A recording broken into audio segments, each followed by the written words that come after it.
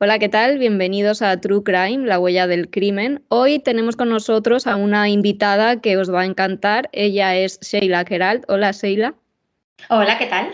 Ella es lingüista forense y bueno, como sabéis, estamos trayendo diferentes perfiles en los que nos hablan sobre su trabajo en relación con las investigaciones criminales y ella se encarga de una parte que yo creo que no es tan conocida como otras y por eso la he traído aquí. Cuéntanos más sobre ti, Sheila, y sobre tu profesión. Pues bien, los lingüistas forenses lo que hacemos es analizar todas esas muestras, ya sean escritos, un mensaje de WhatsApp, una nota manuscrita, comunicaciones, ¿no?, que haya por internet, o incluso la voz, una llamada telefónica, y lo que hacemos es aportar datos a la investigación, ya sea sobre quién hay detrás de esa llamada o de ese mensaje, si ha sido anónimo, el perfil que nosotros decimos sociolingüístico, es decir, qué edad más probable, qué sexo, de dónde puede trabajar esta persona, de dónde es, ¿no?, el dialecto, la variedad geográfica que habla, o también a veces el análisis del discurso, qué quiere decir con esas palabras, ¿no?, qué hay detrás de esos mensajes. O sea que trabajarás codo con los perfiladores, ¿no? Porque sirves de muchísima ayuda para saber el perfil de un asesino, por ejemplo. Exactamente, lo que nosotros no hacemos la parte psicológica, esa es la parte que hace el perfilador criminal y nosotros hacemos la parte lingüística, ¿no?, a través de esas palabras. ¿Y cómo puede el lenguaje escrito o hablado delatar a un culpable? ¿Hay alguna muletilla, por ejemplo, alguna forma de saber si esa persona es o no es a la que estamos investigando en relación con un delito, si puede ser o no el culpable? Claro, podríamos analizarlo desde el punto de vista de decir, bueno, es que tenemos un sospechoso y el sospechoso, nos imaginamos, por ejemplo, es de tal país o es de tal zona, ¿no? A través de cómo pronuncia, por ejemplo, ciertos sonidos, sí que podríamos determinar si es probable, ¿no?, que encaje con ese sospechoso por esa manera, esa forma de pronunciar ciertos sonidos. Y después tendríamos la otra parte, que sería, por ejemplo, el análisis de la verosimilitud del mensaje, es decir, ese mensaje o lo que está diciendo es creíble o no es creíble, ¿no? Que no hablamos de la mentira nosotros, pero sí de que hay ciertas muletillas, como tú decías, que son más probables que aparezcan en un discurso no veraz. Por ejemplo, el no lo recuerdo, ¿no?, de forma muy exagerada, pues es probable que esa persona esté mintiendo.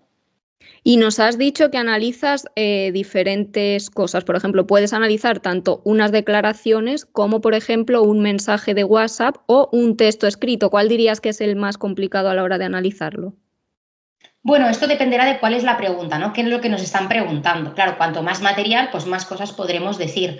Pero bueno, depende un poquito del qué, porque a veces un mensaje de WhatsApp, dependiendo cómo escribe esa persona, también nos dice mucho, porque también es un lenguaje muy informal, muy directo, muy espontáneo, y esto nos deja muchas pistas sobre, por ejemplo, cómo abrevia esta persona o qué emoticonos utiliza. Y esto nos da muchísimas más pistas, a lo mejor, que un mensaje más largo, pero que sea un correo electrónico al jefe, ¿no? Pues a lo mejor es más formal, menos espontáneo y por lo tanto nos da menos pistas. Atención a lo que ha dicho Sheila, porque hasta un emoticono puede dar información sobre la persona que lo está hablando, porque muchas veces lo ponemos en WhatsApp y no somos conscientes, pero si ella lo analizara podría extraer información de ahí. Estuvo en el podcast un día por aquí Sandra Cerro, que ella es grafóloga, y en su caso a la hora de analizar necesitaba que los escritos, por ejemplo, tuvieran cierta extensión. Esto pasa también cuando tú tienes que analizar pues bien un documento, bien un mensaje. Sí, nosotros normalmente trabajamos con un mínimo de unas 200 palabras, pero bueno, dependerá del caso, es lo que te decía, ¿no? También depende mucho de cómo sea ese material, no solo la longitud, sino la calidad que nosotros decimos del material, si realmente se observan rasgos propios de esa persona, si hay muchas abreviaturas, lo que te decía, ¿no? Si, por ejemplo, a lo mejor pronuncia de una forma muy concreta, también esto, a lo mejor con un mensaje breve también nos daría muchas pistas. ¿Cuánto de preciso dirías que es esta técnica si la comparamos, por ejemplo, con otras técnicas forenses como la huella dactilar? Bueno, es verdad que no se puede comparar con el ADN o las huellas dactilares, ¿no? Porque realmente ellos te dan un dato preciso numérico o una respuesta a veces incluso categórica, sí o no, pero esto no sucede en el caso de la lingüística forense. Entonces nos damos respuestas de sí o no, ni hay un 99% de probabilidad, sino que hablamos a través de una escala verbal. Pues es muy probable, es poco probable, pero sí que es verdad que es igual de útil y realmente es una base científica y por lo tanto es una ciencia. ¿Y crees que se valora suficiente la lingüística forense a día de hoy? Sí, la verdad es que estamos muy bien posicionados dentro de las ciencias forenses, ¿no? A nivel español, pero también a nivel internacional. Lo que sí que es verdad que a veces resulta un poco desconocida para el gran público, ¿no? Pero es verdad que a través de toda esta divulgación que se está haciendo a lo largo de los últimos años, pues somos más conocidos, digamos, para el público más general e incluso el específico. Pero ya lleva años en España, ¿eh? Estamos hablando de que desde los años 80, que ya estamos, por ejemplo, con el análisis de voz. Es decir, ya hay una trayectoria larga. A mí, en tu caso, me dio el contacto Bruno Pérez, que es perito, y me pareció un perfil súper interesante, porque el otro día además estuvo también con nosotros en el podcast Juan Manuel García, que es Ciencias del Comportamiento en las redes, y justo estábamos hablando de, pues bueno, de detectar la mentira. Y me dijo que, bueno, que con la lingüística forense se ha avanzado bastante. Me dijo que obviamente no hay una manera 100% de decir si miente o no miente, pero me dijo que con la lingüística forense se ha avanzado bastante. ¿Puede un análisis lingüístico determinar si alguien está mintiendo? ¿Hay alguna forma de verlo? Sí, nosotros, como decíamos, no responderemos sí o no, pero sí que diremos que aparecen marcadores propios, ¿no? De un discurso que no está siendo veraz, ¿de acuerdo? Esto, por ejemplo, se ha aplicado aquí ya en España, se presentó un informe en el que yo realicé, en el caso de Débora Fernández, y en este caso se nos pidió que analizáramos las declaraciones que estaba haciendo el principal sospechoso para determinar justamente eso, si en ese discurso ante el juez pues aparecían rasgos típicos de falta de verosimilitud. Por ejemplo, algunos de ellos pues eran lo que decíamos antes, ¿no? La repetición del no recuerdo en momentos clave, que además no aparecía en momentos o en el discurso en el que sabíamos que se estaba diciendo la verdad, porque habían datos, ¿no? Que corroboraban efectivamente que se estaba diciendo lo que había sucedido. Y justamente en esos momentos en los que, bueno, no hay pruebas que demuestren esa falta, bueno, esa verdad, pues aparecía repetidamente el no lo recuerdo. Después también la repetición de ciertas frases, ¿no? El repetirlo de forma continua y siempre con la misma estructura, es también extraño. A veces sí que es verdad que por énfasis tú repites algo, pero lo repites con palabras distintas. O, por ejemplo, el uso de términos absolutos, el yo nunca, yo jamás haré esto. Cuidado porque también suelen ser un indicador de falta de verosimilitud, ¿no? El ser tan tácitos cuando estamos negando algo. Ahora vamos a hablar dentro de un momento en profundidad sobre el caso de Débora Fernández y sobre otros casos en los que ha estado investigando Sheila, pero quería centrarme en este tema de la mentira. ¿Es cierto que los mentirosos suelen usar más palabras, más argumentos, tratando quizá de sonar más convincentes? Sí, es verdad que a veces la verborrea, ¿no? Podríamos decirlo, sí que puede ser un rasgo de eso, ¿no? De intentar, bueno, convencer a la otra persona, ¿no? Al final es, bueno, nosotros decimos que rompes una máxima de Grice que se llama, que lo que hacen tú normalmente lo que quieres ser es preciso, dar la información necesaria. Cuando tú rompes este principio, porque das más información de la necesaria, generalmente es porque algo sucede, ¿no? En este caso, pues seguramente que estás intentando convencer al otro interlocutor de que lo que estás diciendo es cierto. ¿Y alguna vez te han intentado engañar? O sea, ¿hay alguna forma de decir, si yo, por ejemplo, voy a escribir un anónimo, lo voy a hacer todo de tal manera que tú pienses todo lo contrario? ¿Hay alguna forma de algo en concreto que te pueda delatar? Sí, claro. De hecho, se han hecho estudios sobre eso y incluso o sea, lingüistas forenses que han querido imitar todos los rasgos, se ha podido observar que nadie es capaz de imitar todos los rasgos, porque claro, piensa que en la lengua hay muchos niveles, pues desde el nivel de las palabras concretas que utilizas, ¿no? Que sería el nivel léxico, pero también tienes otros niveles, como por ejemplo el nivel sintáctico, cómo ordenas las palabras o cómo las utilizas, el nivel pragmático. Y por lo tanto es muy complicado estar atento y durante un largo periodo de tiempo en todos los niveles, ¿no? Por lo tanto, si sospecha el lingüista, ¿no? La persona que tiene que analizar lo que está sucediendo algo, tú déjalo hablar, ¿no? Porque al final realmente tu manera original de expresarte va a salir y se va a poder detectar. Otra forma puede ser, ¿no? Por ejemplo, poniendo faltas de ortografía que tú no cometerías. Sí, claro, pensamos que en el ámbito forense siempre hay esa intención por parte de la persona que escribe el anónimo de ocultar su identidad, ¿no? Por lo tanto, siempre estamos alerta ante un anónimo de que algo puede estar sucediendo. Entonces, lo que nosotros buscamos es coherencia interna en el texto. Es decir, si tú me escribes con muchísimas faltas de ortografía, tienen que ser sistemáticas, porque una falta de ortografía es porque tú desconoces un error o una normativa de la lengua, ¿no? Decir, pues yo es que nunca voy a acentuar las esdrújulas, por ejemplo. Claro, tiene que ser sistemático, no puede ser que a veces me lo hagas y que a veces no. Y además eso tiene que estar en consonancia con los otros niveles de la lengua. No puedes escribir fatal un texto con multitud de faltas de ortografía, pero que después la gramática, es decir, las oraciones, tengan una buena estructura, ¿sí? O que el vocabulario sea rico. Es decir, todo tiene que estar en consonancia para que tenga sentido esa falta de ortografía. Me encanta que estés hoy aquí porque a mí me encanta la lengua y creo que muchas veces no somos conscientes, no le damos valor a que cada persona es un mundo, cada persona habla de una manera y a lo mejor con estos anónimos pensamos, bueno, no se van a dar cuenta de quién soy o cuando intentamos enmascarar y pues bueno, pues echarle la culpa a otro, por ejemplo, en estos portales cuando por ejemplo alguien escribe un mensaje dedicado a un vecino, ¿no? Y para que no se note quién somos, pues intentamos cambiar un poco, que sepáis que aún así dejáis pista y dejáis información, ¿verdad? Claro, sí, sí. De hecho, hace unos años teníamos muchísimos encargos de escaleras de vecinos. Y es algo muy curioso, ¿no? Porque además son mensajes muy breves y ¿qué es lo que hace la mayoría de la gente, ¿no? Pues utilizar una variedad dialectal, ¿no? Geográfica que le suena. Pues, oye, es que me suena un vecino que es de tal lugar o un amigo que es de tal lugar. Pues lo imito. ¿Y cómo lo imito? Pues dejándome, por ejemplo, el cantao, ¿no? Pues quito una D o poniendo una palabra típica de esa zona. O, por ejemplo, esto, ¿no? El utilizar letras mayúsculas. Esto también es muy típico. La gente tiene la idea de que con las mayúsculas disfrazamos nuestra forma de escribir. Y a nosotros, de hecho, a los lingüistas forenses nos da igual que sea texto manuscrito o texto digital. Por lo tanto, nos da igual que sea mayúscula o minúscula. Pero sí que es verdad que hay como multitud de cositas que la gente tiene interiorizada, pero que realmente después es fácilmente que se observa fácilmente, ¿no? De que esto realmente nos está intentando engañar. Y en el caso, por ejemplo, de que sea un anónimo, pero no sea escrito por la persona, que sea, por ejemplo, compuesto por recortes pues, de revistas, ¿también lo podéis analizar? Me imagino que sí, ¿no? Por la estructura, la sintaxis y demás.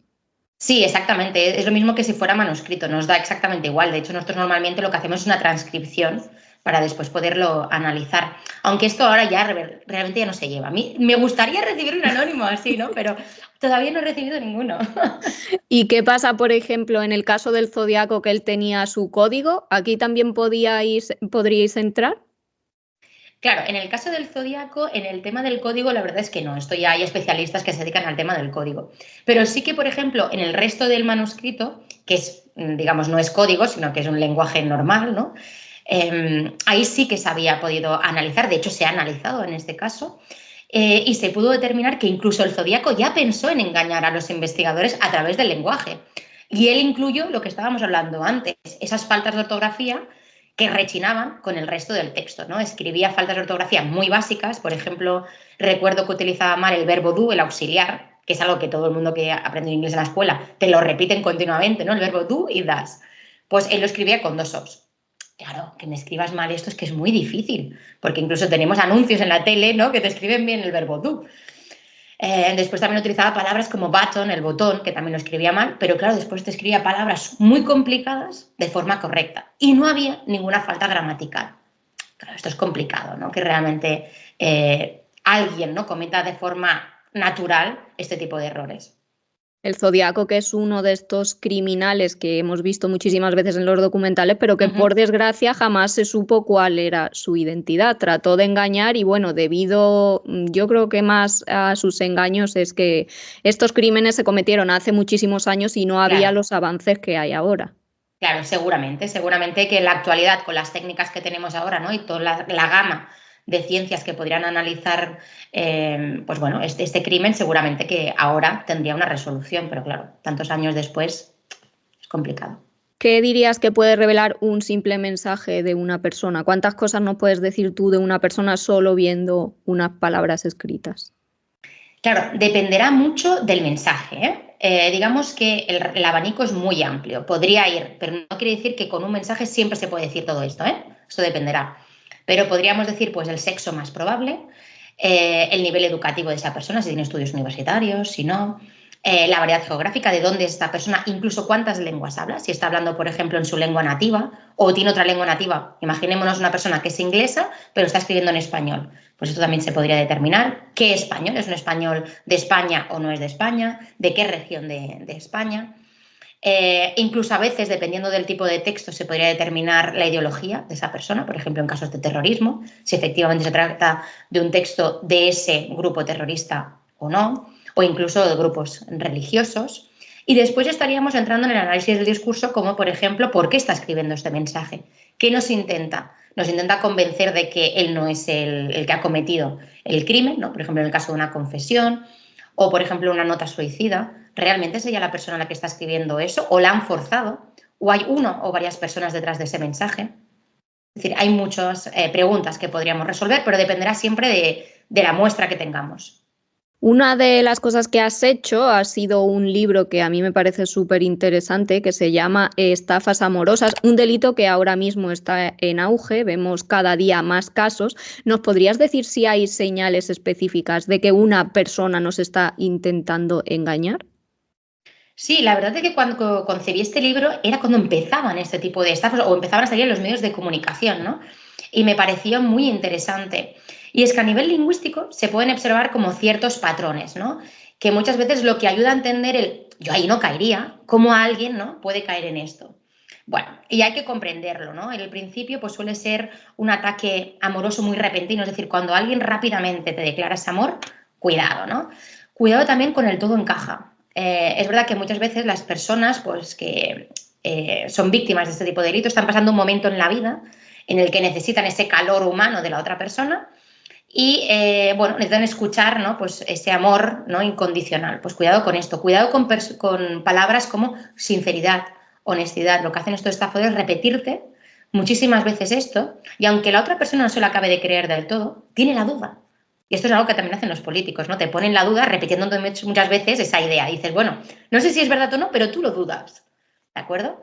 Y después también muchas veces cuando ya están pidiendo cantidades de dinero, aunque sean pequeñitas al principio, porque lo que hacen es ponerte a prueba a ver si esta persona va a dar el dinero o no, cuidado también con las prisas, ¿no? Ellos normalmente lo que hacen es darte un marco, no te dicen, dame 10.000 euros, sino que a lo largo de los días, unos cuantos días antes, ellos preparan, digamos, como el terreno, ¿no? Lo que hacen es decirte pequeñitas cosas. Por ejemplo, si es una estafa porque esta persona se va a encontrar mal, pues dicen, ay, mira, es que me duele la espalda, me duele esto, me duele lo otro. Y cuando te piden el dinero, claro, ya no te saltan esas alertas rojas, porque te dicen, claro, tú dices, es que a esta persona ya le dolía la espalda. Es creíble que ahora necesite pues esto. O, por ejemplo, te dicen que tienen una entrevista de trabajo muy importante. Y justamente cuando tienen que ir a la entrevista de trabajo, están en el taxi y han perdido la tarjeta, ¿no? O no pueden ir por algo. Claro, dices, hostia, es que realmente es muy importante porque me lo ha ido diciendo durante muchos días. ¿De acuerdo? Son pequeñas pistas, ¿no?, que te pueden dar cuando te están intentando estafar. O sea, cuidado con esas prisas inmediatas, ese amor incondicional rápidamente y palabras como honestidad y historias de amor. También ellos lo que hacen es crearse una historia heroica de superación que lo que hace es que la otra persona empatice mucho con ella, ¿no? Es que realmente es muy buena persona, mira todo lo que ha sufrido, yo voy a cuidarla. Esto sobre todo en el caso de las chicas, que además tenemos un comportamiento prosocial, es decir, queremos ayudar a la otra persona y que alguien nos venda esta historia heroica hace que empaticemos muchísimo con la otra persona. ¿Hay más estafadas mujeres que hombres? Claro, esto realmente no lo podríamos saber, porque claro, hay muchos hombres que tampoco denuncian por esa vergüenza, que también mujeres, ¿eh? Y también es verdad que a veces el cebo, digamos, en la estafa es distinta. En el caso de las mujeres, pues suele ser esta relación más amorosa, y en el caso de los hombres suelen ser más por el atractivo físico, ¿no? Entonces, claro, a veces sí que es verdad que en muchos casos, cuando la víctima es un hombre, pues nos contactan más los familiares que no el propio implicado. Decir, oye, es que a mi padre, ¿no?, a mi amigo, creo que esta mujer lo está intentando engañar. Y es verdad que desde fuera a veces resulta más obvio, ¿no? Hay una diferencia de edad muy grande, al nivel económico pues también es distinto. Bueno, son pistas distintas, digamos. Además es que esto se ha internacionalizado, me refiero, llegan muchísimos mensajes que además se nota que no los ha escrito alguien en español, un copia-pega de bonita flor, ¿no? Que se nota mucho que es alguien, pero claro, si estás pasando por una etapa de tu vida complicada, a lo mejor necesitas conversación y no te das cuenta de estas cosas. Claro, esto cuando empezó realmente se llamaban las cartas nigerianas, ¿no? O sea, esto ya lleva muchísimos años. Y sí que es verdad que el nivel de lengua era muy malo. Es decir, tú ya veías rápidamente que esto no era alguien nativo español. Pero cuidado, porque esto está cambiando muchísimo y de forma muy rápida con el tema de la inteligencia artificial. Ahora realmente han mejorado muchísimo estos mensajes e incluso ahora se están haciendo vídeos. Se están mandando, es decir, la estafa ya no únicamente es por el tema escrito, sino que también por el tema audiovisual. Así que, claro, la cosa se está poniendo muy, muy difícil de detectar. Sí, hemos visto en la televisión ya varias mujeres que se han visto estafadas. Ellas creían que era Brad Pitt quien les estaba pidiendo dinero. Sí, los que han salido a nivel mediático, la verdad es que no son los mejores. Es decir, yo he visto las fotografías y sí que podrías intuir un poco que realmente la fotografía pues, ha sido modificada de forma bastante burda, pero yo ya he visto, sobre todo ya en el caso cuando están intentando estafar a personas con muchísimos recursos económicos, incluso a empresas, que el tema ya es muy distinto. Es decir, ya no es tan fácil observar que eso ha estado modificado por inteligencia artificial, no es un copio-pego. Y la verdad es que ya es muy complicado. Ya se tienen que utilizar otras técnicas para observar que realmente el vídeo es un fake. ¿Y qué características lingüísticas son comunes en la fase de seducción de estos estafadores? En la fase de seducción, sobre todo esto, el tema muy cariñoso, ¿no? Un lenguaje extremadamente cariñoso. Hay una preocupación constante por la otra persona, que la víctima lo recibe como, ay, es que es muy atento, realmente se preocupa por mí, cuando realmente lo que se están aplicando son técnicas de control coercitivo. Es decir, son técnicas que de hecho se aplican también en el caso de la violencia de género, y lo que hacen es controlar a la víctima, pero que está envuelto en un paquete amoroso. Y por lo tanto es muy difícil que la víctima diga, oye, déjame tranquila, ¿no? que estoy bien, no hace falta que me estés preguntando cada 5 minutos dónde estoy, cómo estoy, e incluso por la noche, ¿no? Muchas veces estas personas hacen lo que se llama un love bombing, que es un bombardeo de amor, y lo que hacen es mandar de forma constante mensajes de amor a la víctima. ¿Cómo estás? ¿Y dónde estás? ¿Y con quién estás?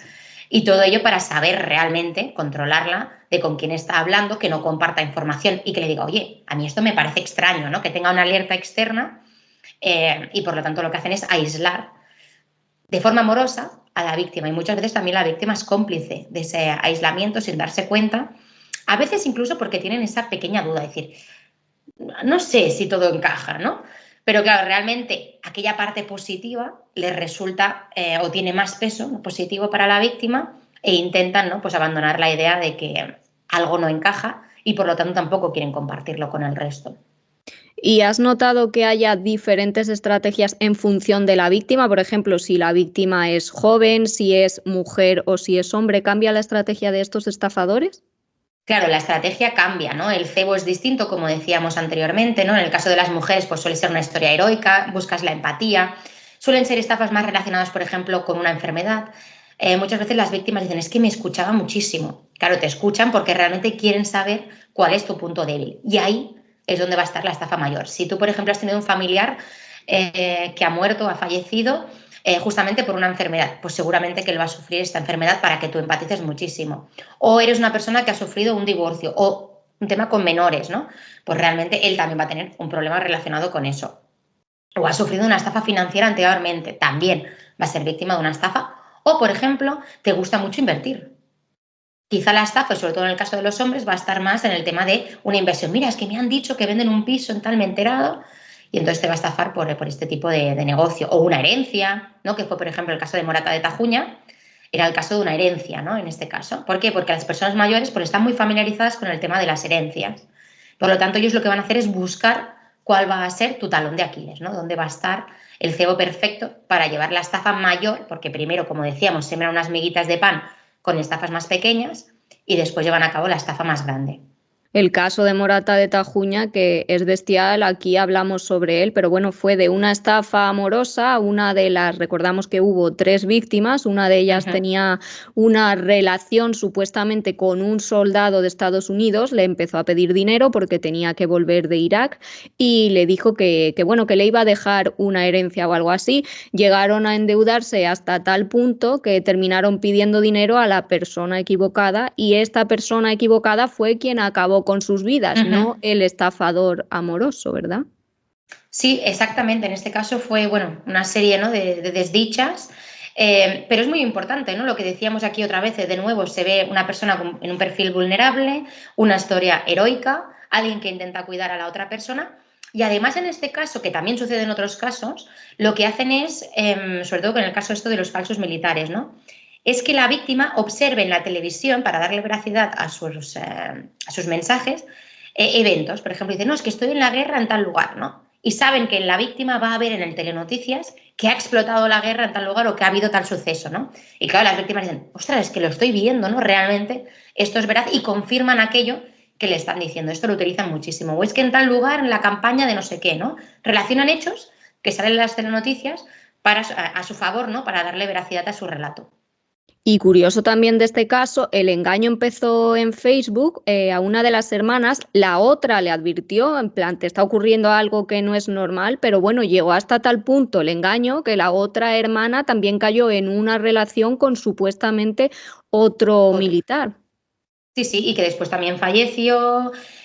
Sí, sí, realmente es un trabajo, ya claro, es que muchas veces pensamos, no, no, es que esto es algo rápido, no, no, suelen ser meses, en este caso años, es un caso largo, pero que tampoco es una excepción, es decir, esto sucede. Y claro, es que se lo trabajan mucho, es decir, es una comunicación constante de bombardeo de información que al final resulta creíble. Por lo tanto, no nos debe de extrañar porque realmente hacen un trabajo muy grande y exhaustivo hacia las víctimas. ¿Y qué consejo darías, Sheila? ¿Qué medidas preventivas puede tomar la gente pues, para tratar de evitar a estos estafadores amorosos?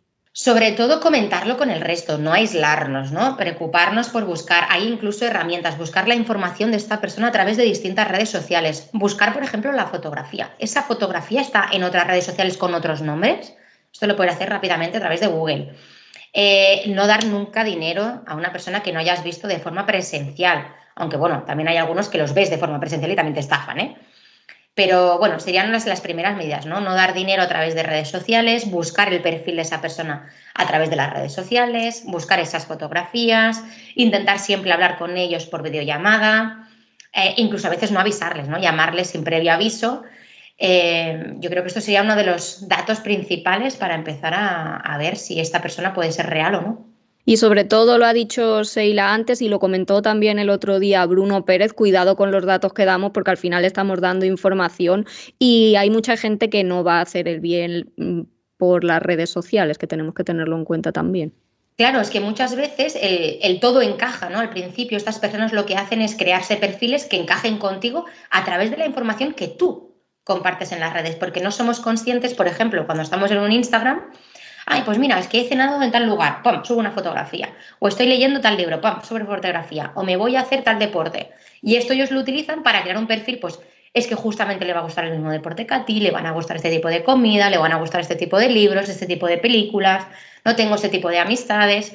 Todo esto ellos lo utilizan para crear ese perfil creíble y que además es tu media naranja. Muy interesante y sobre todo eso, que tenemos que tener muchísimo cuidado con las cosas que publicamos en las redes porque al final nos puede costar caro y muchas veces no nos damos cuenta, lo hacemos de manera inconsciente y puede hacernos mucho daño. Si te parece, Sheila, vamos a hablar ahora sobre los casos, algunos en los que hayas trabajado. ¿Cuál dirías que es el más impactante o el más curioso? Uno que recuerdes que te marcó. A ver, el más curioso es uno que la verdad es que no me lo he encontrado nunca más, ni creo que me vuelva a suceder. Y fue un caso en el que aparecieron varias notas. Una persona nos contactó justo con la policía y nos dijo que hacía ya años que recibía notas de amenazas. Y la policía estaba totalmente perdida a través de esas notas. Y nos pidió ayuda, a ver qué podíamos observar nosotros de esas notas. Bueno, en primer lugar nos llamó mucho la atención porque había marcadores que nos indicaban que era probable que fuera la misma persona siempre, la que estaba escribiendo los anónimos, pero justamente también lo contrario. Marcadores que decían, es que es imposible que esa persona haya escrito estas notas. Y esto nos llamó mucho la atención porque jamás nos ha pasado que sea blanco y negro en el mismo mensaje, ¿no? Muchas veces lo que hay una escala de gris, es decir, bueno, sí que es verdad que todos apuntan a que puede ser la misma persona y hay algunas cositas, ¿no?, que son discordantes, pero no que pueda ser un blanco o negro. Bueno, después de varios años en esta investigación, esta persona parece muerta. Bueno, todo apunta en que quizá sería el principal sospechoso era su pareja, que era justamente uno de los policías que llevaba la investigación. Y justamente nos dicen que bueno, la relación pues, era muy intermitente y que justamente generalmente se retomaba la relación después de que aparecieran esos anónimos.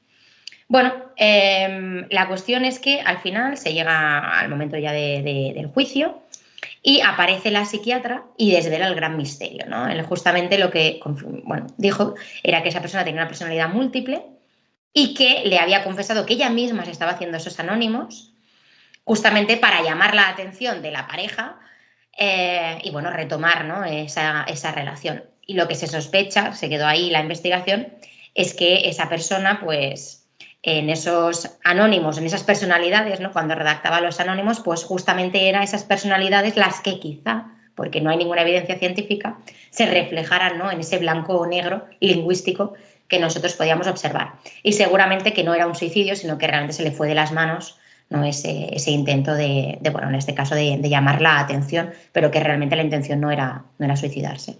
¿Incluso la letra era diferente? El análisis también había una grafóloga que estaba implicada y también observaba, era todo era como muy extraño, ¿no? Esa inconsistencia también en la forma de la letra, ¿no?, en el dibujo de las letras. Pero es que en nuestro caso a nivel lingüístico, la sintaxis, incluso las palabras que se utilizaban, habían ciertas modificaciones que creemos, porque no se ha hecho ningún estudio científico con otras muestras de otras personas que sufran esta enfermedad, que realmente puedan demostrarlo. O sea, es una intuición, una hipótesis que necesitaría pues más estudios. Pues estaría bien que se estudiara sobre ello porque me Sí, parece súper interesante, no lo había escuchado nunca. sí, muy interesante. Otro de los casos en los que has trabajado es en el de Elena Yugani, que como sabéis hemos hablado en un episodio sobre esta bibliotecaria que apareció asesinada en Sabadell en 2001. A día de hoy todavía no se sabe quién es el asesino. El otro día hablábamos con Bruno, que fue quien analizó el disco duro del ordenador de esta chica. Tú también estuviste en el caso de cierta manera, revisaste los anónimos, ¿verdad? Porque esta chica estuvo recibiendo unos anónimos junto a horchata, que resultó que llevaba benzodiazepinas en su interior, y tú has revisado los anónimos. ¿Qué información pudiste extraer de ellos? Sí, en este caso la verdad es que lleguemos cuando se intentó hacer la primera reapertura del caso y lo que hicimos fue un análisis de los anónimos que ella había recibido contra escritos de la principal sospechosa en su momento, que se suicidó en prisión diciendo que era inocente. La familia de la sospechosa de Montserrat Careta nos dio todos los escritos que estaban a su disposición y pudimos hacer un contraste, ¿no? Y realmente lo que observemos es que ella no había sido, o descartábamos con una alta probabilidad que ella fuera la autora de esos escritos. Claro, el problema es que después hay nuevos sospechosos, ¿no? Hay varios chicos que son sospechosos y lo que hicimos a falta de unos escritos de esos sospechosos, lo que hicimos fue un perfil, es decir, si Montserrat Careta no es la autora de esos anónimos, ¿quién podría estar detrás, ¿no? Saquemos ciertos rasgos, entre ellos pues que probablemente era una persona pues catalán hablante, que estaba acostumbrada a escribir en catalán, aunque también conocía el castellano, que tenía un cierto nivel de estudios ya a nivel superior. Y esto ¿no? Encajaba justamente con el perfil de los sospechosos, pero no tenemos a día de hoy escritos, claro, si fueran de la época, pues ideal, para contrastarlo con esos anónimos, para determinar si es probable o no que alguno de ellos hubiera escrito esos anónimos. Pasaron muchas cosas durante esa investigación. En un primer momento, Montse Careta fue detenida, como nos ha dicho Sheila, y también se puso el foco en otra mujer que se llamaba Ana, porque se dijo que había como dos letras diferentes y que podía pertenecer a estas dos mujeres. Pero luego se hizo otro informe en el que se dijo que no, que esas letras no coincidían con ellas. El problema está en que luego no se analizó a los otros sospechosos, entonces no se sabe muy bien. Hay ciertas sospechas sobre quién puede ser y lo último que se sabe es que había ADN en el jersey de Elena y por ahí se está investigando a ver si tenemos noticias pronto. ¿Cómo contribuyó en tu caso tu estudio a esta investigación? Sí, nosotros fue durante la fase investigativa, en la fase privada investigativa, en la que bueno, pues, se descartó, que esto ya fue digamos muy importante, ¿no? El poder descartar a Montserrat Careta, sobre todo también para la familia de Montserrat Careta, ¿no? Como la posible sospechosa y, bueno, en cierta manera, pues limpiar, ¿no? el honor de esta persona.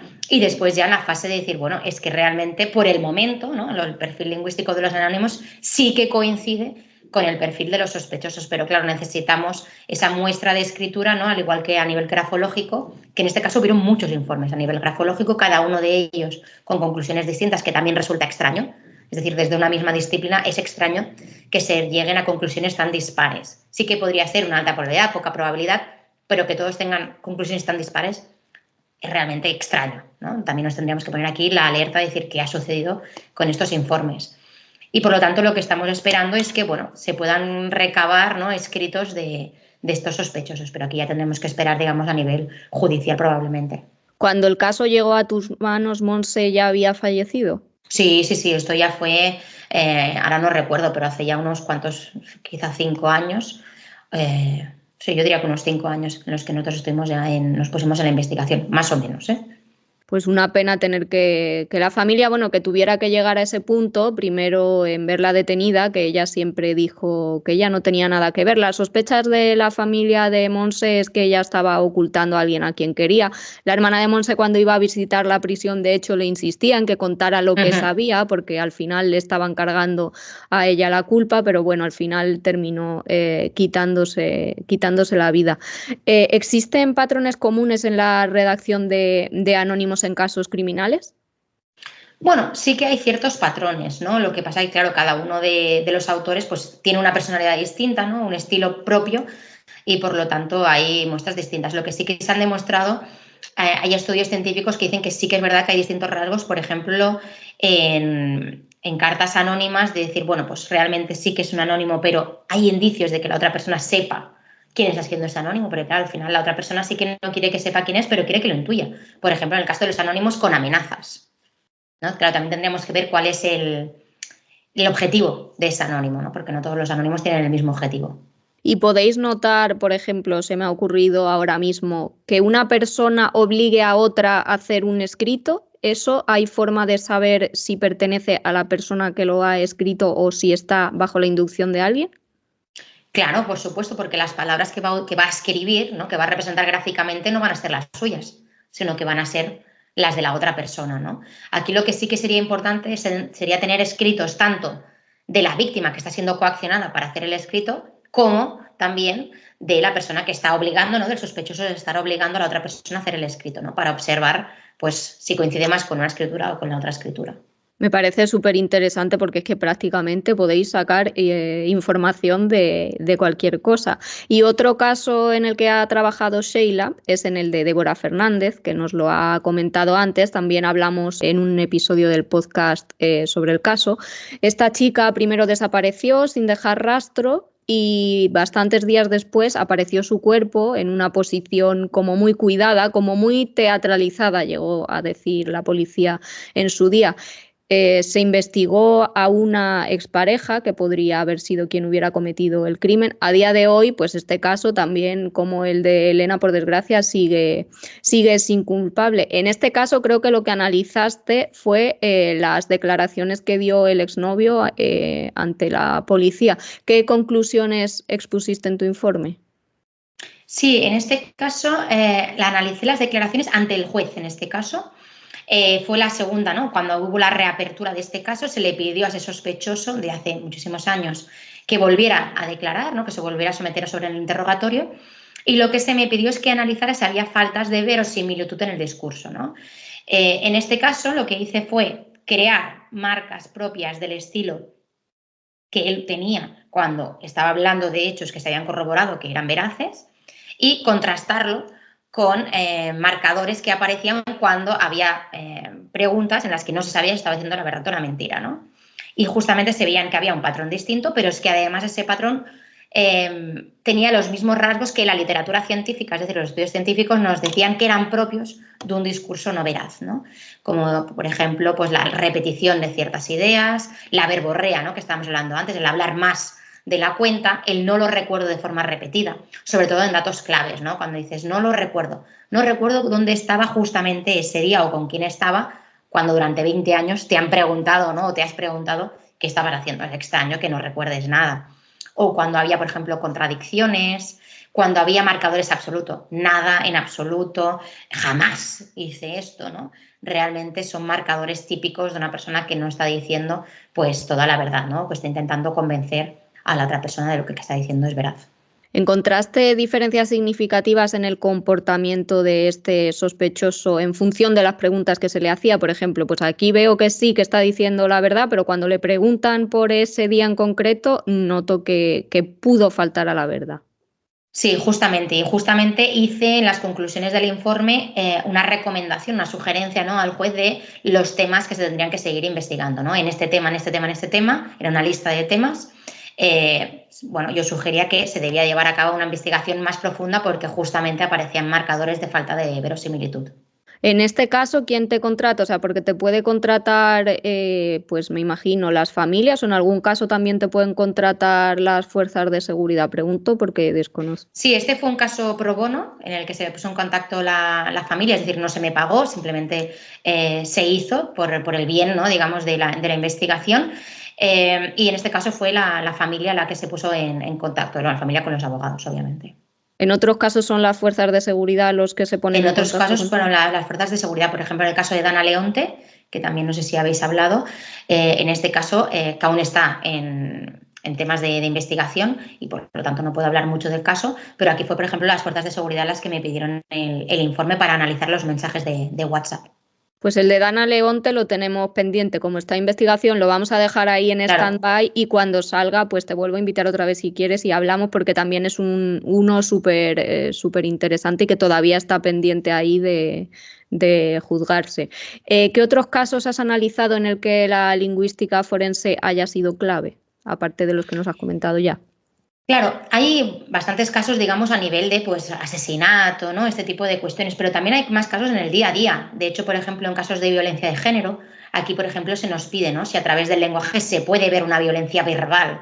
En este caso, sobre todo en el caso en el que la violencia todavía no ha llegado en el plano físico, ¿no?, o la víctima no lo puede demostrar, lo que se nos pide es que apoyemos los informes psicológicos desde el punto de vista lingüístico, ¿no? Es decir, pues sí que es verdad que en el intercambio de correos electrónicos o en el intercambio de conversaciones de WhatsApp se puede observar pues esa violencia verbal, ya sea a través de amenazas, a través de coerción, ¿no?, este tipo, o insultos, por ejemplo, pero también a nivel más sutil. También hay actos de habla más sutiles en los que también se ejerce el poder por parte de uno de ellos, ¿no?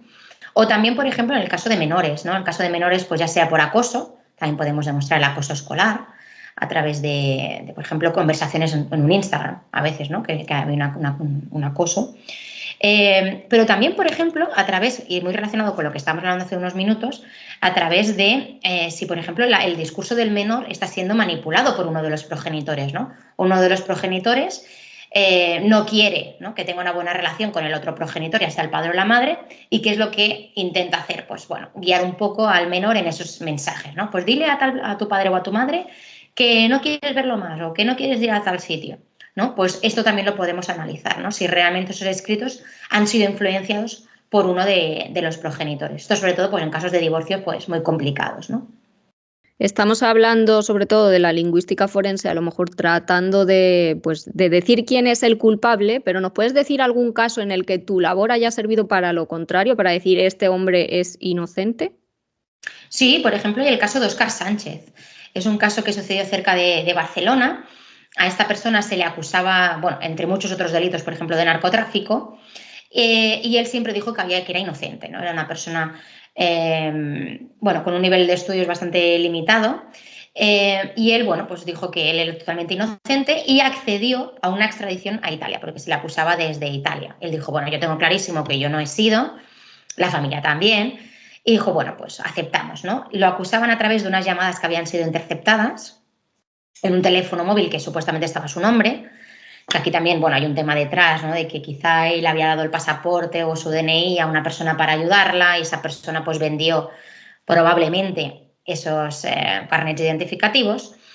Y en este caso, bueno, él dijo que él no era la persona que estaba en las llamadas, pero hubo un perito informático que dijo que sí, que él era el que estaba detrás de esas llamadas a través del análisis de la voz. A partir de eso se le condenó, estuvo en Italia, una de las peores prisiones de Italia durante 2 años. Sufrió todo tipo de vejaciones, te puedes imaginar, y hicieron falta varios peritajes lingüísticos, entre ellos uno de nuestro laboratorio, pero también de los cuerpos policiales españoles, para demostrar la inocencia de él.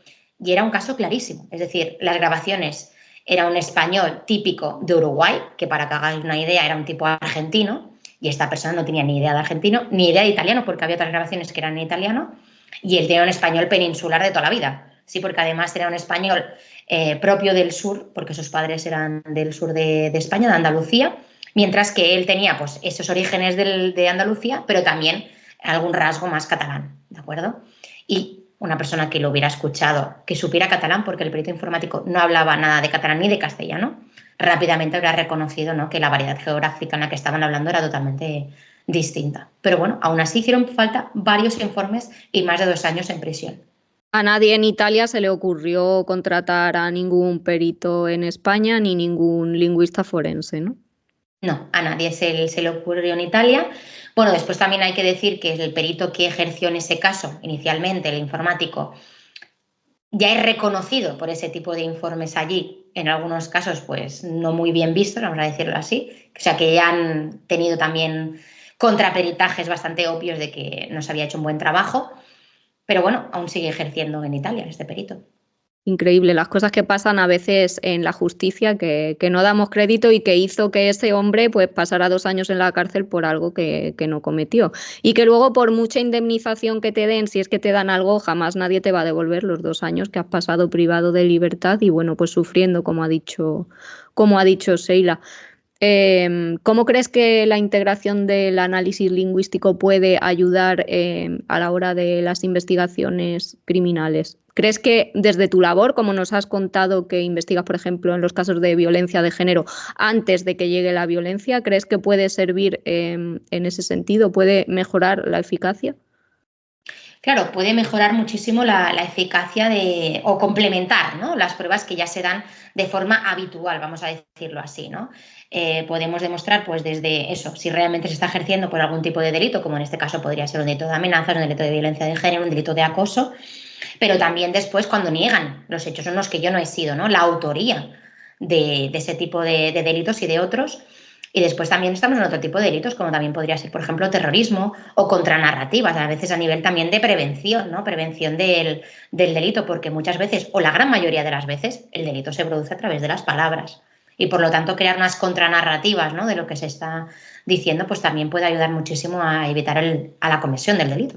Y a nivel personal, ¿cómo manejas la presión de saber que tu trabajo, que las conclusiones de tus informes pueden influir, por ejemplo, en decisiones legales importantes en la vida pues bueno, de la persona que te contrata o de la familia de la persona que te contrata?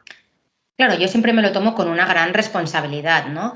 Pero sí que es verdad que en el fondo la responsabilidad recae en que yo haga un buen trabajo y esté aplicando de forma científica y objetiva, ¿no?, aquello que estoy haciendo.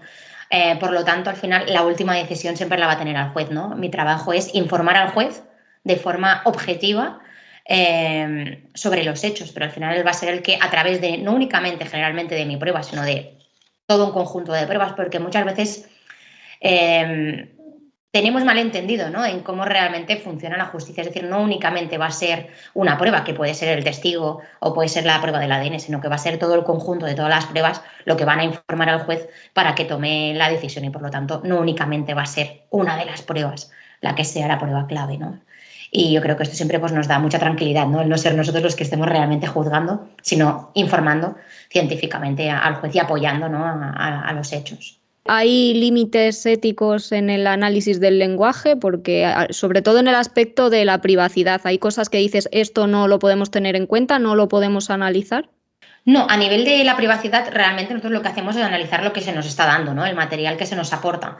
Por lo tanto, esto ya debe ser un paso previo, ¿no?, que debe tener pues, a nivel judicial la persona que nos está dando el encargo, ya sea la policía, ya sea.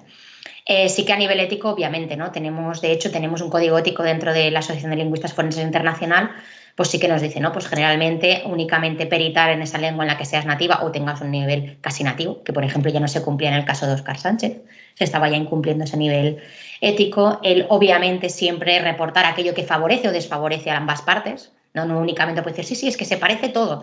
No, también se tiene que explicar las diferencias y por qué se dan esas diferencias. Es decir, siempre van a haber diferencias porque no hablamos siempre de la misma forma, pero tenemos que saber explicar el por qué en ese caso aparecen esas diferencias.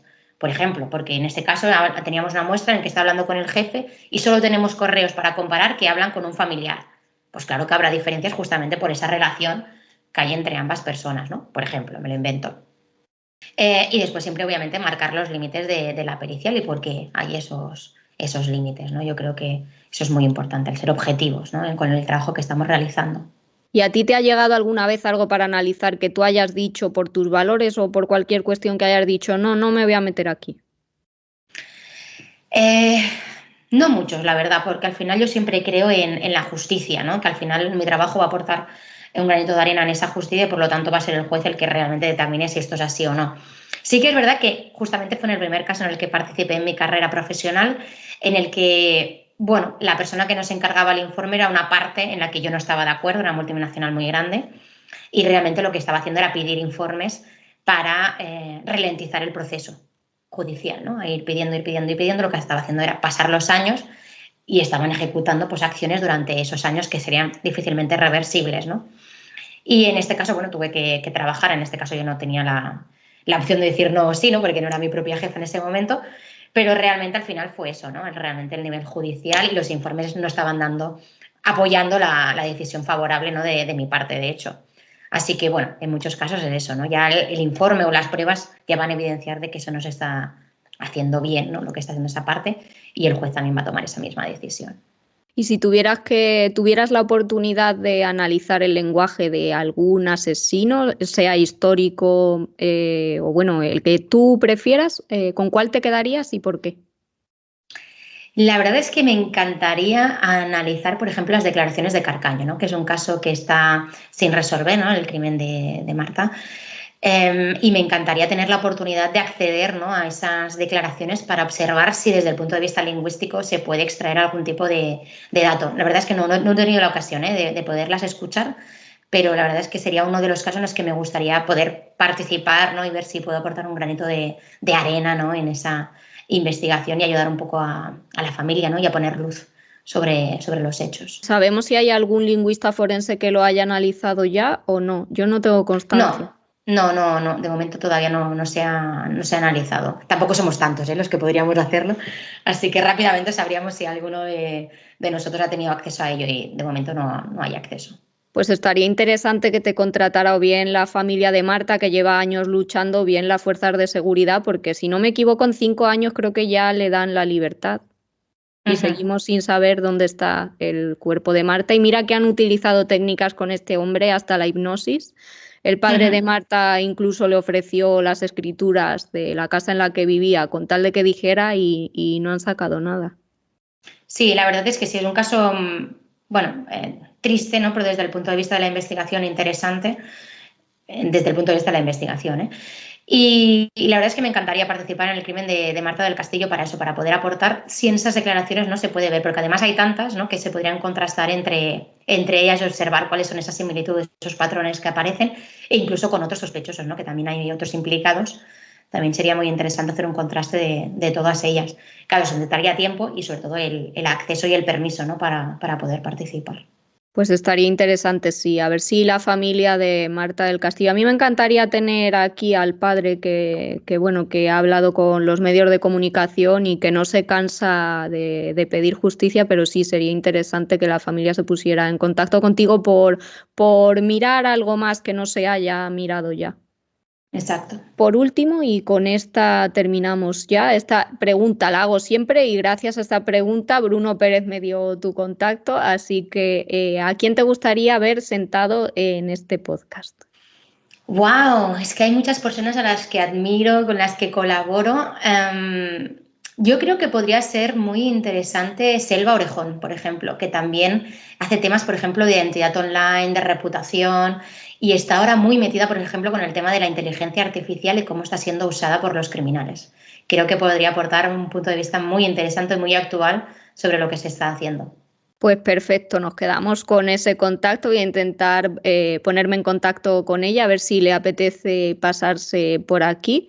Y a ti te doy las gracias por haber estado. Ya te he dicho que a mí me apasiona el tema del lenguaje y los criminales y creo que has aportado mucha luz también sobre el tema de las estafas. Has mandado ese mensaje de que intentemos cuidarnos en las redes, lo que ponemos, lo que no ponemos y pues lo dicho. Dejo pendiente ahí cuando avance el caso de Dana Leonte para llamarte otra vez y que nos cuentes qué has investigado y qué conclusiones has sacado. Mil gracias por estar aquí, Sheila, es tu casa, cuando quieras pasarte, pues aquí estamos. Muchísimas gracias a ti por la oportunidad y por darme la oportunidad de compartir. Muchas gracias.